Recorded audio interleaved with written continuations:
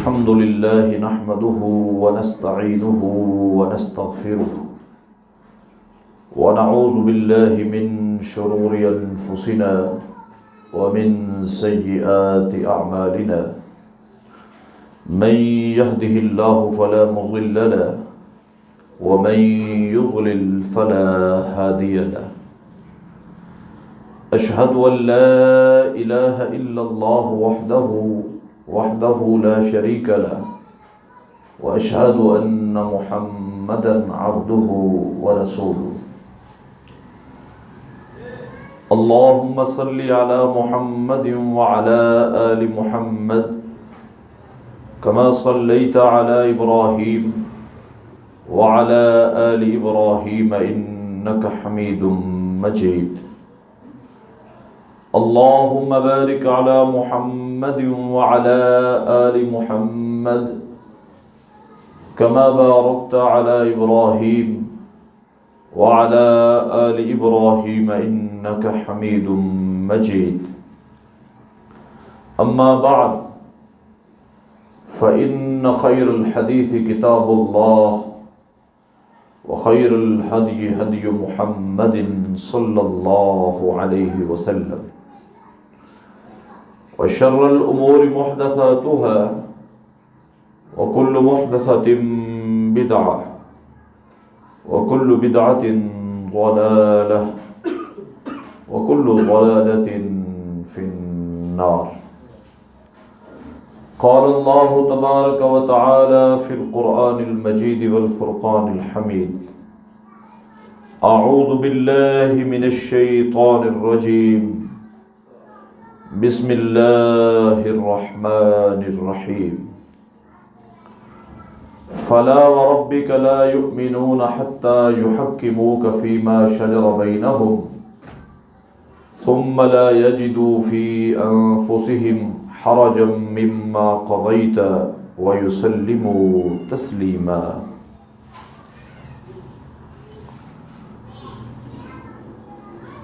ہر قسم کی حمد و ثنا، تعریف و ستائش، بڑائی، بزرگی، کبریائی اللہ تبارک و تعالی کی ذات کے لیے خاص ہے، جس مالک نے اس کائنات کو پیدا فرمایا اور اس میں اتنی انواع و اقسام کی مخلوقات پیدا کی کہ اگر ہم انہیں شمار کرنا چاہیں تو نہیں کر سکتے۔ بے شمار، بے حد و حساب درود و سلام ہوں سید الکونین، رحمت دو عالم، امام الانبیاء، سید الانبیاء، امام الاولین والآخرین، رحمت للعالمین، پیارے پیغمبر جناب محمد الرسول اللہ صلی اللہ علیہ وآلہ وسلم کی ذات اقدس پر رب العالمین کی بے شمار رحمت نازل ہوں آپ کے جسد اطہر پر اور آپ کے روضہ انور پر، رحمت نازل ہوں صحابہ کرام پر، تابعین، تبع تابعین، ائمہ کرام، محدثین اعظام اور علماء اسلام پر کہ جن لوگوں کی محنت اور کوشش کی وجہ سے یہ خالص دین ہم تک پہنچا۔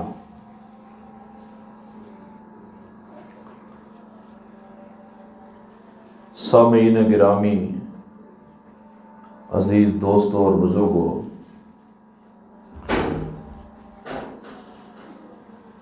صحیح بخاری میں امام بخاری رحمہ اللہ ایک حدیث لے کر آئے ہیں، جس حدیث کے راوی جلیل القدر صحابی سیدنا عمران بن حسین رضی اللہ تعالی عنہ ہیں۔ یہ وہ جلیل القدر صحابی ہے، انہوں نے ایک دن آ کر نبی مکرم علیہ السلام کے سامنے یہ بات رکھی کہ اے آقا علیہ السلام، جب میں اپنے گھر سے باہر نکلتا ہوں مجھے سلام کی آواز آتی ہے، لیکن جب میں ادھر ادھر دیکھتا ہوں تو سلام کرنے والا کوئی شخص مجھے نظر نہیں آتا۔ یہ کئی مرتبہ میرے ساتھ یہ ماجرا پیش آیا ہے، تو میں آپ کے پاس آیا ہوں کیونکہ آپ ناطق وحی پیغمبر ہیں علیہ السلام۔ تو یہ کیا ماجرا ہے، کون مجھے سلام کرتا ہے؟ تو نبی مکرم علیہ السلام نے ارشاد فرمایا کہ جب تو گھر سے باہر قدم رکھتا ہے تو اللہ کے فرشتے تجھے سلام کرتے ہیں۔ یہ ہے سیدنا عمران بن حسین رضی اللہ تعالی عنہ۔ یہ حدیث کے راوی ہیں، فرماتے ہیں کہ ایک دن نبی مکرم علیہ السلام مسجد نبوی میں تشریف فرما تھے، یمن سے ایک قافلہ آیا اور میں بھی اس مجلس میں بیٹھا ہوا تھا۔ اس قافلے والوں نے کئی ایک سوالات پوچھے رسول اللہ صلی اللہ علیہ وآلہ وسلم سے۔ ان میں سے ایک سوال تخلیق کائنات کے متعلق تھا کہ یہ کائنات رب العالمین نے کیوں تخلیق فرمائی ہے۔ جب یہ سوال کیا گیا، مسجد نبوی کے دروازے پر ایک شخص آیا، اس نے مجھے مخاطب ہو کر آواز دی، یا عمران، ناقاتک قد تفلتت، عمران جس اونٹنی پر تم گھر سے آئے تھے وہ اونٹنی وہاں سے رسا توڑا کر بھاگ گئی ہے۔ کہتے ہیں جو ہی اس نے یہ بات کی تو میں اٹھا اپنی اونٹنی کو دیکھنے کے لیے۔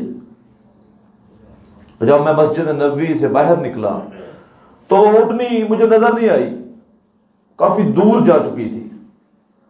خیر میں اسے ڈھونڈ کر واپس آیا۔ جب میں اس مجلس میں واپس پہنچا تو وہ مجلس ختم ہو چکی تھی۔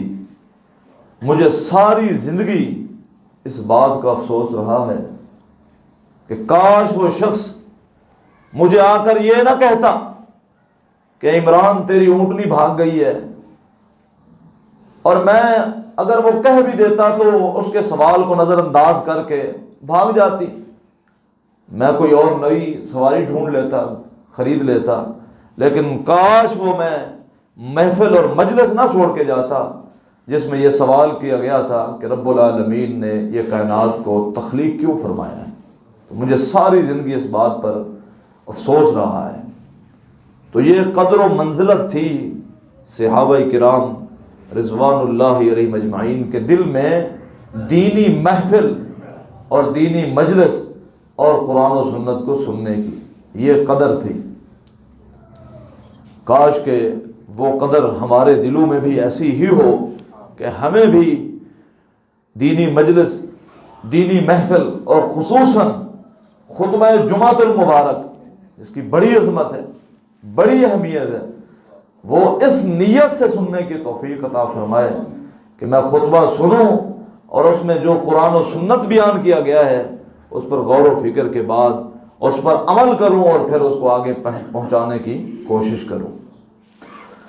سامعین محترم، پچھلے 3 خطبات جمعۃ المبارک میں مسلسل میں نے اس ممبر رسول سے مقام حدیث، مقام سنت علیہ السلام پر گفتگو کی ہے۔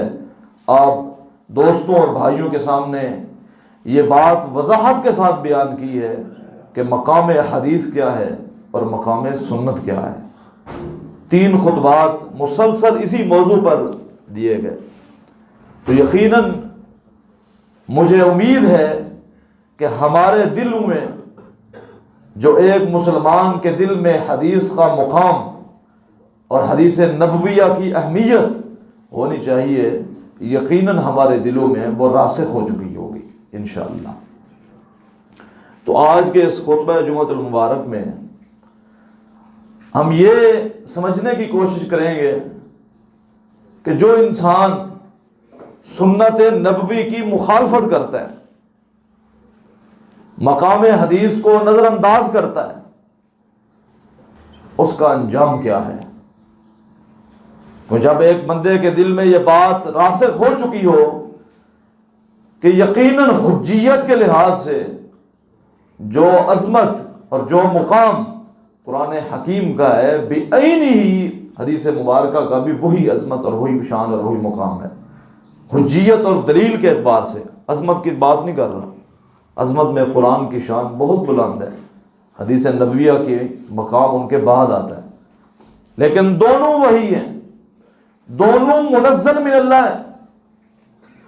یہ نہیں ہے کہ قرآن اللہ کی طرف سے وحی ہے اور حدیث مبارکہ یہ وحی نہیں ہے، یہ بھی وحی ہے۔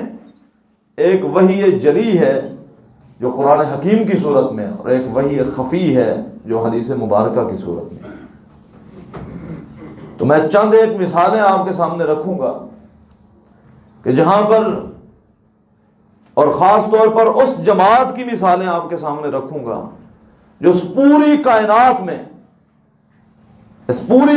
میں سب سے عظمت، رفعت اور شان اور عظمت اور مقام والی جماعت ہے۔ وہ جماعت ہے صحابہ کرام رضوان اللہ تعالی علیہم اجمعین کی جماعت، کہ جب ان سے حدیث کو سمجھنے میں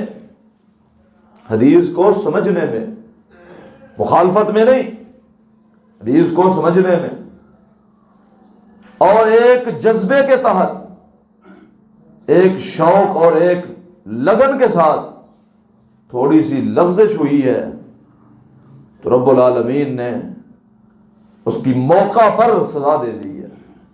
اس حوالے سے چند ایک مثالیں میں آپ کے سامنے پیش کروں اور یہ بات واضح ہو جائے گی کہ حدیث نبویہ کا جو مقام ہے وہ بعد میں آنے والے کسی انسان کی، چاہے وہ صحابی ہو، تابعی ہو، امام ہو، محدث ہو، فقیہ ہو، کوئی بھی ہو، وہ اس کی عظمت کو نہیں پہنچ سکتا، کیونکہ حدیث وحی ہے۔ پیغمبر علیہ الصلوۃ والسلام ناطق وحی ہیں، اور بعد میں آنے والا انسان نہ تو وہ ناطق وحی ہو سکتا ہے اور نہ ہی معصوم ہو سکتا ہے۔ پیغمبر تو معصوم ہیں۔ جامع ترمذی میں حدیث ہے، بعض محدثین نے اس حدیث کی سند پر کلام کی ہے، لیکن یہ حدیث اپنے مفہوم کے اعتبار سے بالکل صحیح ہے۔ حدیث کیا ہے؟ ایک دن نبی اکرم علیہ الصلوۃ والسلام نے ایک لشکر تشکیل دیا اور اس لشکر کا امیر سیدنا عبداللہ بن رواحہ رضی اللہ تعالیٰ عنہ کو بنایا، جو بڑے جلیل القدر صحابی ہیں، اور آپ نے یہ ارشاد فرمایا کہ تم نے ان سارے اپنے ساتھیوں کو لے کر جمعۃ المبارک کے دن نماز فجر کی ادائیگی کے بعد مسجد نبوی سے روانہ ہو جانا ہے اپنی منزل کی جانب۔ ایسا ہی ہوا۔ معلوم ہوتا ہے کہ یہ لشکر آپ نے جمعرات کی شام کو تشکیل دیا ہے۔ جب جمعۃ المبارک کا مبارک دن آیا، فجر کی نماز پڑھی گئی مسجد نبوی میں، تو لشکر کے سارے ساتھی روانگی کے لیے تیار تھے، لیکن کمانڈر ان چیف جو تھے وہ اپنے ان ساتھیوں سے مخاطب ہوئے، کہا میں تمہارا امیر ہوں اور تم پر میری اطاعت لازم ہے، کیونکہ مجھے امیر خود رسول اللہ صلی اللہ علیہ وسلم نے منتخب فرمایا ہے، لہذا میرا یہ حکم ہے کہ تم سارے روانہ ہو جاؤ، میں جمعہ کی نماز کی ادائیگی کے بعد تمہارے ساتھ آ کر مل جاؤں گا، تم سارے روانہ ہو جاؤ۔ اب ساتھیوں نے امیر کی اطاعت کو لازم پکڑا اور سارے وہاں سے روانہ ہو گئے۔ امیر محترم جو سیدنا عبداللہ بن رواحہ ہیں رضی اللہ تعالیٰ عنہ، انہوں نے دل میں یہ خیال کیا، یہ نیت تھی کہ آج جمعۃ المبارک کا مبارک دن ہے، جو سارے دنوں کا سردار ہے، جس کی اپنی ہی ایک عظمت ہے، اپنی ہی ایک شان ہے۔ یہ مبارک دن اللہ تعالیٰ نے یہودیوں کو بھی دیا، لیکن یہودیوں نے اسے قبول نہیں کیا، انہوں نے ہفتے کے دن کو قبول کر لیا۔ یہ مبارک دن پھر عیسائیوں کو بھی دیا گیا، مسیحیوں نے بھی اس دن کو قبول نہ کیا، اور انہوں نے اپنی عبادت کے مخصوص دن جو ہے اس کو اتوار کو پسند کیا۔ رب العالمین نے یہ امت محمدیہ کو دن عطا فرمایا صلی اللہ علیہ وآلہ وسلم۔ تو یہ تمام دنوں کا سردار دن ہے، اس کی اپنی ہی ایک عظمت ہے، اپنی ہی ایک شان ہے۔ بعض حدیث کی روح سے تو اسے عید کا دن قرار دیا گیا ہے، اس قدر مبارک دن ہے۔ اور اسی دن آدم علیہ السلام کی تخلیق ہوئی ہے، اسی دن ان کی توبہ قبول ہوئی ہے، اور اسی دن قیامت قائم ہوگی۔ تو ساتھی روانہ ہو گئے، اب وہ ایک جذبے کے تحت کہ آج جمعہ المبارک کا دن ہے اور مسجد نبوی ہے، اور منبر پر دو جہانوں کے سردار سید القونین امام الانبیاء سید الانبیاء جناب محمد الرسول اللہ صلی اللہ علیہ وآلہ وسلم خطبہ ارشاد فرمائیں گے۔ میں آپ کا خطبہ سنوں گا، آپ کی زیارت کرتا رہوں گا، اور جمعے کی ادائیگی کے بعد میں بھی روانہ ہو جاؤں گا۔ میرا یہ سوال ہے، کیا اس بات میں جو سیدنا عبداللہ بن رواحہ رضی اللہ تعالیٰ کے سامنے تھی، کیا نبی اکرم علیہ السلام کی مخالفت ہے؟ مخالفت نہیں ہے، ایک جذبہ تھا، ایک جذبہ تھا کہ شاید میدان جہاد میں جا رہے ہیں، اور ہو سکتا ہے وہاں پر کفار سے لڑائی کرتے کرتے جام شہادت نوش کر جاؤں، اور پھر یہ موقع دوبارہ زندگی میں نہ مل سکے کہ یہ مسجد نبوی ہو، امام کائنات ہوں علیہ الصلوۃ والسلام، اور میں آپ کی زیارت کرتے ہوئے آپ کی اقتداء میں جمعے کی نماز ادا کروں، یہ موقع شاید نہ مل سکے۔ یہ نیت تھی، یہ سوچ تھی۔ وقت گزرتا گیا، حتیٰ کہ نبی اکرم علیہ الصلوۃ والسلام جمعہ کا خطبہ ارشاد فرمانے کے لیے منبر پر تشریف لے آئے، اور دوران خطبہ آپ کی نگاہ پڑی سیدنا عبداللہ بن رواحہ رضی اللہ تعالیٰ عنہ پر، اور آپ نے دوران خطبہ پوچھا، عبداللہ تم روانہ نہیں ہو گئے تھے؟ میں نے جو لشکر تشکیل دیا تھا، تجھے ان کا امیر منتخب فرمایا تھا، اور میں نے یہ حکم ارشاد فرمایا تھا کہ فجر کی نماز کی ادائیگی کے بعد تم نے یہاں سے کوچ کر جانا ہے، تم ابھی تک یہاں بیٹھے ہو۔ عبداللہ بن رواحہ رضی اللہ تعالیٰ نے یہی اپنے جذبہ اور اپنا شوق پیش کیا رسول اللہ صلی اللہ علیہ وسلم کے سامنے۔ میرے ساتھی روانہ ہو چکے ہیں، میں نے آپ کی اطاعت کرتے ہوئے سب کو روانہ کر دیا ہے، صرف میں باقی رہا ہوں، اور میں بھی جمعہ کی نماز پڑھنے کے بعد یہاں سے روانہ ہو جاؤں گا۔ اب ذرا سمجھیے کہ مقام حدیث کیا ہے، مقام حدیث کیا ہے علیہ الصلوۃ والسلام۔ رسول اللہ صلی اللہ علیہ وسلم نے دوران خطبہ ارشاد فرمایا، عبداللہ دنیا میں جو کچھ ہے، دنیا و ما فیہا، گویا کہ دنیا اور دنیا کے جتنے خزانے ہیں وہ تجھے سارے کے سارے مل جائیں، اور تو ایک دم سارے خزانے اللہ کی راہ میں صدقہ کر دے، تو پھر بھی ان جانے والوں کے اجر کو نہیں پا سکتا جو میرا حکم مان کر صبح مسجد فجر کی نماز کی ادائیگی کے بعد یہاں سے چلے گئے۔ اندازہ لگائیں کہ ایک صحابی رسول ہے، اور نیت کس قدر خالص ہے، جذبہ کس قدر اچھا ہے، لیکن نبی مکرم علیہ الصلوۃ والسلام نے فرمایا جنہوں نے میرا حکم مان کر فجر کی نماز کی ادائیگی کے بعد یہاں سے چلے گئے ہیں، جو اجر وہ لے گئے ہیں وہ شاید تمہیں دنیا کا سارا مال و زر بھی خرچ کرنے کے بعد نصیب نہ ہو۔ اب اندازہ لگائیں سنت نبویہ اور حدیث نبویہ کا مقام کتنا ہے۔ ہم تو چھوٹی چھوٹی اپنی مجبوریوں پر حدیث چھوڑ دیتے ہیں، کبھی برادری کا بہانہ لگا کر کبھی میرا دل نہیں مانتا، کبھی معاشرہ اس بات کو قبول نہیں کرے گا، کبھی میرے بچے نہیں مانتے، چھوٹی چھوٹی مجبوریاں اور جو کوئی مجبوریاں نہیں ہیں وہ سامنے لا کر ہم کس طرح حدیث کو چھوڑ بیٹھتے ہیں۔ اب یہاں پر اچھا جذبہ تھا لیکن آپ نے تعریف نہیں کی۔ اسی طرح ایک اور دفعہ ایک مرتبہ ایسا بھی ہوا ہے، یہ میں نے آپ کو کئی دفعہ یہ حدیث سنائی ہے کہ غزوہ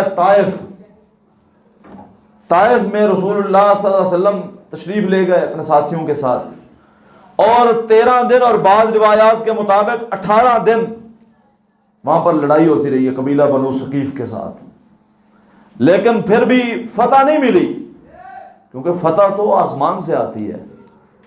چاہے رسول اللہ صلی اللہ علیہ وسلم بھی موجود ہوں، جب فتح کا فیصلہ آسمان سے ہوتا ہے تو فتح نصیب ہو جاتی ہے، اور جب فتح کا فیصلہ نہیں ہوتا تو نہیں ملتی، کیونکہ ان اللہ علی کل شیء قدیر، تمام قدرتوں کا مالک تو رب العالمین ہے، مختار کل تو رب العالمین کی ذات ہے۔ حالانکہ امام کائنات علیہ السلام وہاں پر خود بنفس نفیس موجود تھے، فتح نہیں ملی۔ آپ نے فرمایا انا قافلون غدا انشاءاللہ، بے شک ان اللہ نے چاہا تو کل ہم یہاں سے روانہ ہو جائیں گے۔ وَإِنَّا قَافِلُونَ إِنشَاءَ اللَّهُ غَدًا، اگر اللہ نے چاہا تو ہم کل یہاں سے روانہ ہو جائیں گے، ان جنگ یہاں پہ ختم کر دیں گے۔ تو صحابہ نے جذبہ جہاد کو سامنے رکھا، اور یہ بات سامنے تھی کہ جب بھی ہم کسی بھی جنگ میں گئے ہیں تو فتح یاب ہو کر لوٹے ہیں۔ وہ کہنے لگے انرجیو ولم نفتح، انرجیو ولم نفتح، اللہ کے رسول صلی اللہ علیہ وآلہ وسلم کیا ہم ایسے ہی لوٹ جائیں گے؟ انرجیو، ایسے ہی لوٹ جائیں گے؟ ولم نفتح، فتح کیے بغیر چلے جائیں گے؟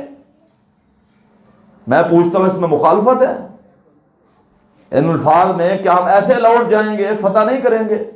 یقیناً مخالفت نہیں ہے، اس میں تو جذبہ جہاد ہے کہ اے آقا علیہ السلام ہمیں اجازت دے، جہاں پر ہم نے 13 یا 18 دن لڑائی کی ہے کچھ اور دن رک جاتے ہیں، ہو سکتا ہے کل پرسوں ترسوں فتح نصیب ہو جائے۔ اور جذبہ جہاد میں یہ بات بھی شامل ہے کہ کئیوں کو شہادت بھی نصیب ہونی تھی، زخم بھی لگنے تھے، مشکلات کا شکار بھی ہو سکتے تھے، جذبہ تھا، مخالفت نہیں تھی۔ یہاں پر تو حدیث کو لتاڑا جاتا ہے، رون دیا جاتا ہے، اور یہاں پر مخالفت نہیں ہے۔ تو 2-3 دفعہ آپ نے فرمایا انا قافلون غدا انشاءاللہ، صحابہ نے یہی عرض کی انرجیو ولم نفتح۔ تو آپ نے جب یہ بات دیکھی تو آپ نے فرمایا اغدو علی القتال غدا، اغدو علی القتال غدا، ٹھیک ہے کل لڑائی کریں گے۔ گویا کہ آپ نے جانے کا فیصلہ مؤخر کر دیا، اغدو علی القتال غدا، اب انشاءاللہ نہیں کہا، کل لڑائی کریں گے۔ حدیث میں آتا ہے 13 دن کی یا 18 دن کی لڑائی میں اتنے زخم نہیں پہنچے جتنے اس دن اگلے دن لڑائی ہوئی اور جتنے زخم مسلمانوں کو پہنچے۔ فَأَصَابَهُمْ جَرَاحٌ، صحابہ زخمی ہو گئے۔ تو پھر رسول اللہ صلی اللہ علیہ وسلم نے فرمایا اِنَّا قَافِلُونَ غَدًا انشاءاللہ، ہم انشاءاللہ کل یہاں سے روانہ ہو جائیں گے۔ اب خاموشی چھا گئی، اب خاموشی چھا گئی، کسی نے وہ الفاظ نہیں دہرائے انرجیو ولم نفتح، کیونکہ دیکھ چکے تھے کہ اتنے دن لڑائی میں زخم نہیں ملے، اور یہاں پر جذبہ جہاد تھا۔ لیکن رسول اللہ صلی اللہ علیہ وسلم جب کہہ رہے تھے کہ ہم نے روانہ ہو جانا ہے، تمہارے اندر یہ سخت کہاں سے آئی؟ تم یہ کہتے ہو کہ ہم ایسے لوٹ جائیں گے۔ آقا علیہ السلام نے فرما دیا تھا اگرچہ تمہاری نیت اچھی تھی، تمہارے دل میں جذبہ جہاد تھا، شوق شہادت تھا، لیکن جب آقا علیہ السلام نے فرما دیا، آپ کی بات تو حرف آخر تھی، تم نے پھر یہ کیوں کہا ہے؟ زخم آئے تو آپ نے فرمایا انا قافلون غدا انشاءاللہ، ہم کل انشاءاللہ روانہ ہو جائیں گے۔ اب خاموشی چھا گئی۔ فضحک النبی صلی اللہ علیہ وسلم، نبی مکرم علیہ السلام مسکرا پڑے، آپ نے تبسم فرمایا، آپ نے فرمایا کل بھی تو میں نے یہی بات کی تھی نا، میں نے کل بھی تو یہی بات کی تھی، لیکن آگے سے تم نے کہا تھا انرجیو ولم نفتح، ایسے لوٹ جائیں بغیر فتح کیے، تو اس کا نتیجہ دیکھا ہے تم نے۔ یہ وہ جماعت ہے جس جماعت کو رب العالمین نے حزب اللہ کہا، یہ اللہ کی جماعت ہے، صحابہ کرام رضوان اللہ تعالی علیہم، اور مخالفت نہیں کی، حدیث کو سمجھنے میں اور ایک جذبے کے تحت اپنی رائے کا اظہار کیا، تو یہ معاملہ اب درپیش آیا ان کو۔ اب اندازہ لگائیں ہمارے معاشرے میں حدیث کے ساتھ کیا کیا جا رہا ہے۔ انکار حدیث کا فتنہ اپنے عروج پر ہے، اپنے عروج پر ہے۔ اس کی کئی ایک مثالیں پیش کی جا سکتی ہیں۔ ایک شخص، صحیح مسلم میں حدیث آتی ہے، ایک شخص کھانا کھا رہا تھا، بڑی مشہور حدیث ہے، سلمہ بن اکوع رضی اللہ تعالیٰ حدیث کے راوی ہیں، کھانا کھا رہا تھا بائیں ہاتھ کے ساتھ، بائیں ہاتھ سے کھانا کھا رہا تھا، کیونکہ حدیث میں آتا ہے کہ شیطان بائیں ہاتھ سے کھاتا ہے، اور تمہیں دائیں ہاتھ سے کھانا ہے، پانی ہے، کوئی بھی چیز ہے، وہ دائیں ہاتھ استعمال کرنا ہے، بائیں سے نہیں کھانی، الا یہ کہ کوئی مجبوری ہے، دائیں ہاتھ میں فریکچر ہے، کوئی مسئلہ ہے، پھر تو مجبوری میں تو جائز ہے، لیکن دایاں ہاتھ صحیح سلامت اور تندرست ہو، اس کے باوجود بائیں ہاتھ سے کھانا یہ جائز نہیں ہے۔ شیطان اس کھانے میں شریک ہو جاتا ہے جو شخص بائیں ہاتھ سے کھاتا ہے۔ یہ تربیت اپنے بچوں کو بھی دیں، یہاں پر تو بڑے بائیں ہاتھ سے کھاتے پیتے ہیں۔ اچھا یہ حدیث بھی، اب دیکھیں نا بعض لوگوں کا معاملہ ہے، وہ کہتے ہیں یہ حدیث عقل میں نہیں آتی، عقل کے خلاف ہے، لہذا ہم اس حدیث کو نہیں مانتے۔ اب یہ حدیث جو میں بیان کر رہا ہوں کہ جب انسان بائیں ہاتھ سے کھاتا ہے تو شیطان بھی کھاتا ہے۔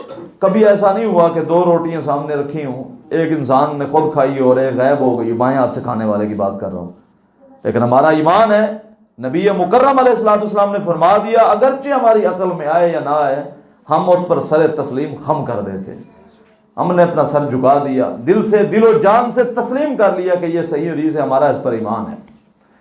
تو وہ بائیں ہاتھ سے کھا رہا تھا، تو آپ نے فرمایا کہ دائیں ہاتھ سے کھاؤ۔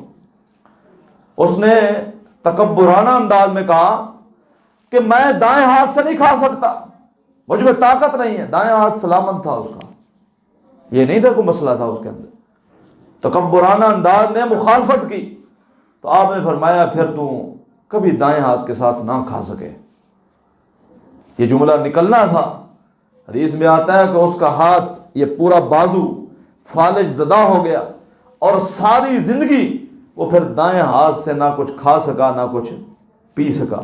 یہ انجام ہے اس بندے کا جو حدیث نبویہ کی جان بوجھ کر مخالفت کرتا ہے، سنت نبویہ کی جان بوجھ کر۔ علم میں نہیں ہے تو معافی کی گنجائش موجود ہے، اور جب علم میں آ گئی ہے کوئی بات، اس کے باوجود اگر پھر مخالفت ہے تو یہ انجام اس بندے کا میں نے بیان کیا ہے۔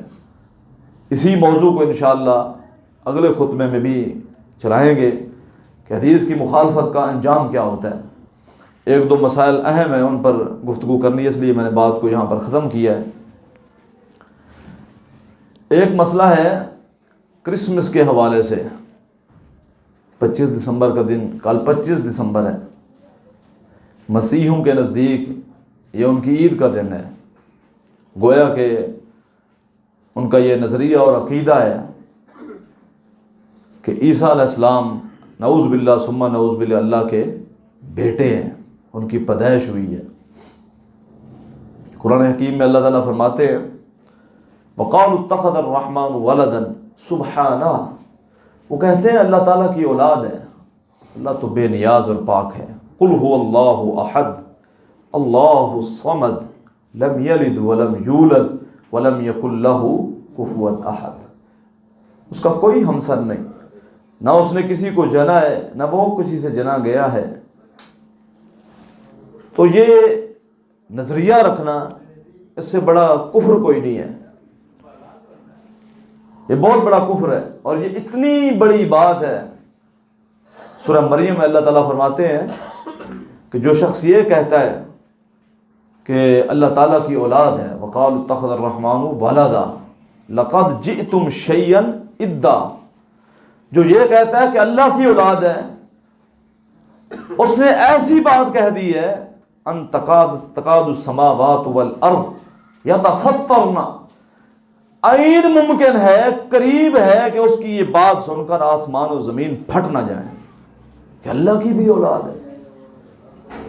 اللہ تعالیٰ تو بے نیاز ہے۔ اور اسی سورہ اخلاص کی تفسیر میں امام بخاری رحمہ اللہ نے یہ بات ذکر کی ہے، سیدنا ابو ہریرہ حدیث کے راوی ہیں، کہ آپ نے فرمایا، اللہ تعالیٰ فرماتے ہیں کہ آدم کا بیٹا مجھے جھٹلا دیتا ہے، ابن آدم مجھے جھٹلاتا ہے اور مجھے گالیاں دیتا ہے۔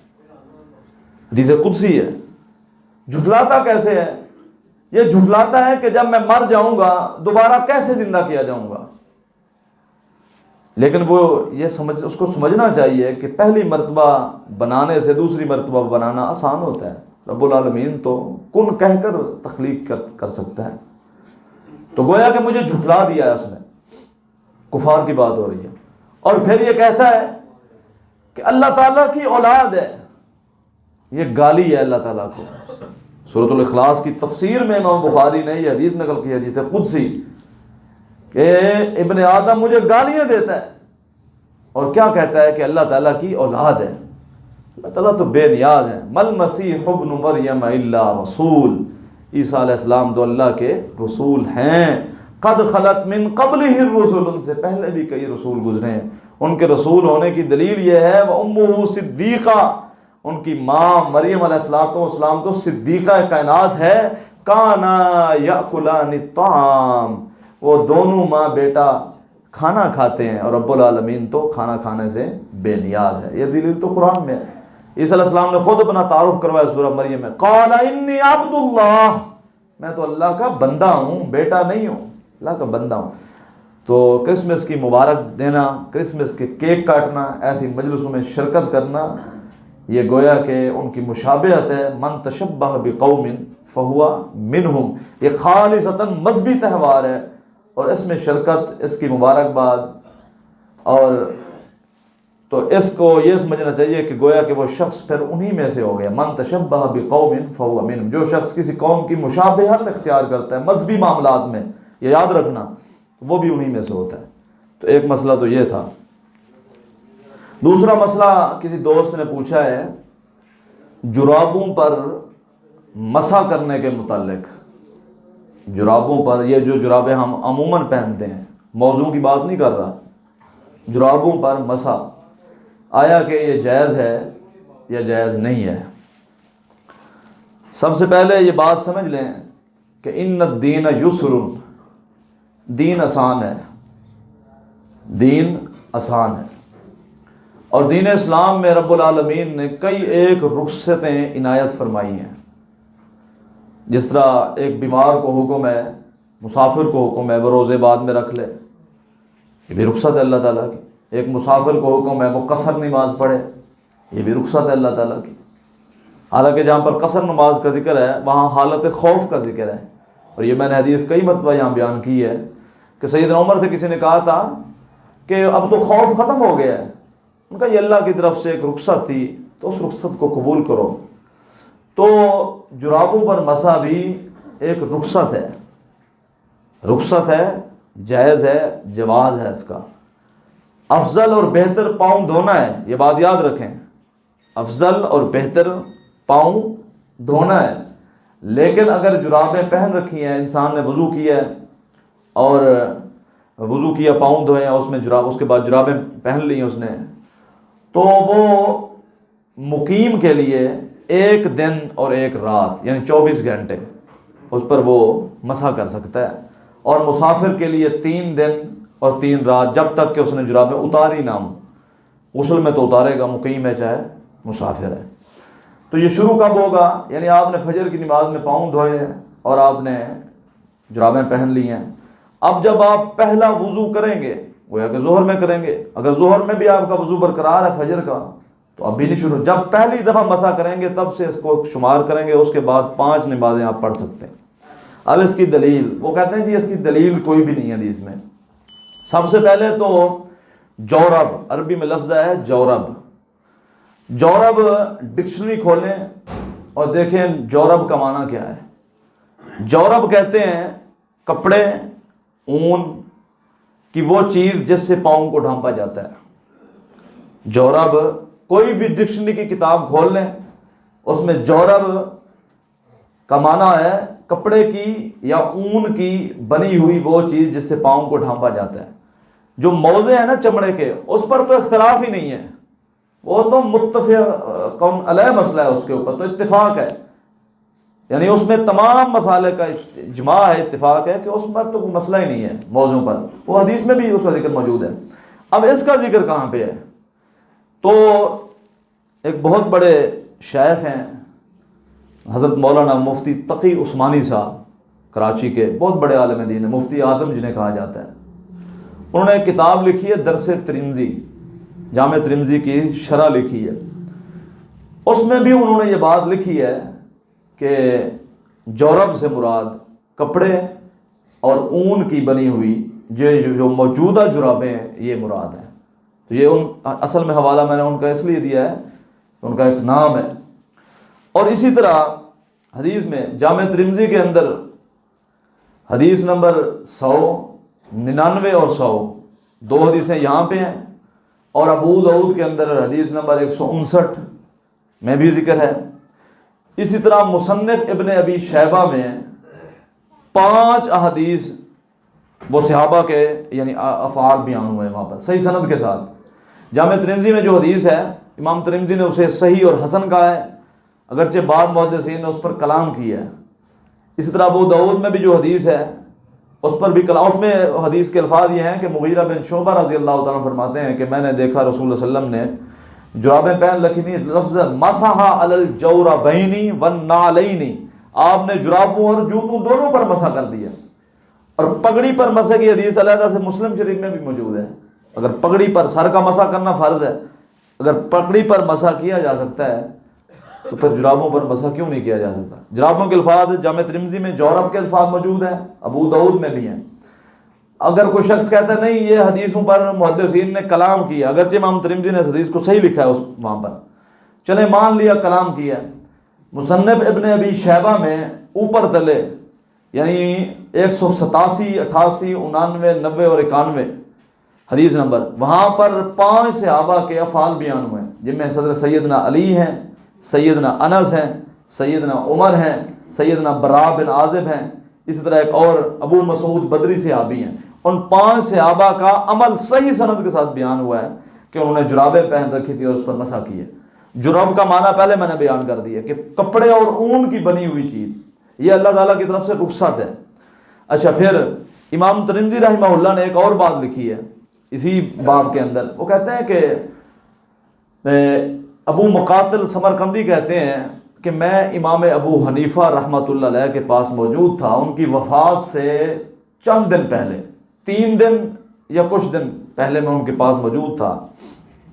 انہوں نے وضو فرمایا، امام ابو حنیفہ رحمہ اللہ کی بات کر رہا ہوں، وضو فرمایا اور وضو میں پھر انہوں نے اپنے جرابوں پر مسح کیا، اور انہوں نے کہا آج میں نے وہ کام کیا ہے، آج میں نے وہ کام کیا جو اس سے پہلے میں اس کو جائز نہیں سمجھتا تھا۔ گویا کہ امام ابو حنیفہ رحمہ اللہ نے اپنی وفات سے کچھ دن پہلے اپنی اس بات سے رجوع کر لیا تھا، پہلے وہ اس کے قائل نہیں تھے۔ اگر کوئی شخص کہتا ہے کہ نہیں اس سے مراد موزے تھے تو موزوں پر مسے کے تو امام صاحب شروع دن سے قائل ہے، کپڑے کے بنے ہوئے جراب ان پر مسح امام صاحب نے کیا۔ اور امام صاحب رحمہ اللہ کے جو شاگرد ہیں بڑے مشہور امام ابو یوسف اور امام محمد، وہ تو ہدایہ میں جو فقہ کی معتبر ترین کتاب ہے اس میں لکھا ہوا ہے کہ وہ اپنے استاد سے اس مسئلے میں شروع دن سے اختلاف کرتے تھے کہ وہ قائل تھے اس بات کے کہ کپڑے اور اون کی بنی ہوئی جرابیں جو ہیں اس پر مسح کرنا جائز ہے۔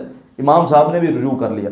ہاں، یہ ساری بات کا خلاصہ یہ، اگر کوئی شخص اس کا دل مطمئن نہیں ہوتا تو کوئی جبرن یا زبردستی نہیں ہے، یہ رخصت اور اجازت اور جواز ہے، وہ پاؤں دھو لیں۔